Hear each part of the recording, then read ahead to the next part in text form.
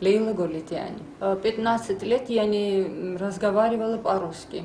15 лет назад я жила в Абхазии, такая деревня, Ахалдаба называется, Ачамчирский район, где я преподавала грузинский язык и литературу. 16 сентября 1993 года напали на нас, абхазцы. Невозможно было нигде укрыться, ничего. Как дождь, вот так шли пуля.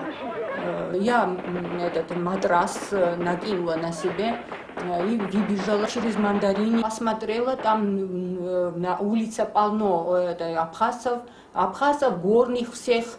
Не разберешься. А какой-то молодой человек кричит: это же, говорит, учительница здешняя, это же, говорит, сепаратистка, это же националистка. Она своих детей учила, что это, говорит, не Абхазия, а Грузия. Давайте сейчас покажем, где Абхазия, где Грузия, где для них только осталось горы и Тбилиси, больше для Грузии ничего не осталось. Вылетели, не знаю сколько человек. И начали меня бить. Это были все казаки, что со мной были тогда, все казаки. И один казак русский, он говорит: я извиняюсь, ты от казака пробовала какое-то?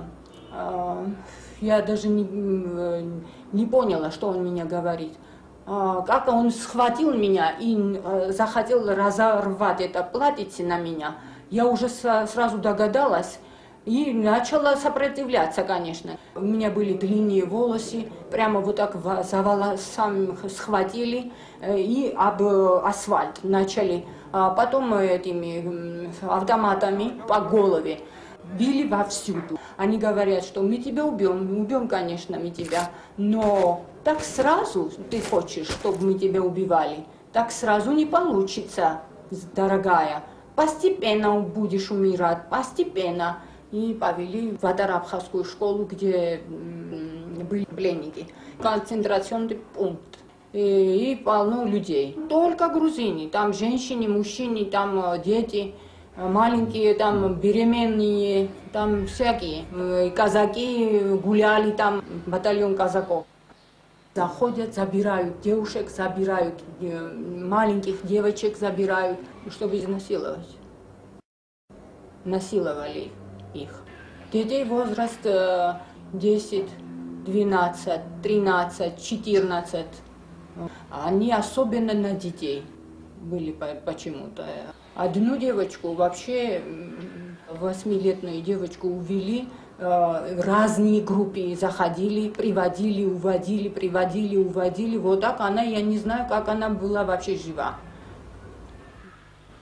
Ее семью, если они увидят, мне неприятно будет, и потому я не хочу назвать ее имя. Конечно, и женщин тоже брали они, не только детей, женщин тоже. И потом уже начали забирать пожилых женщин, пожилых. Но они творили, оказывается, там, я извиняюсь, совсем другое это путем свои дела.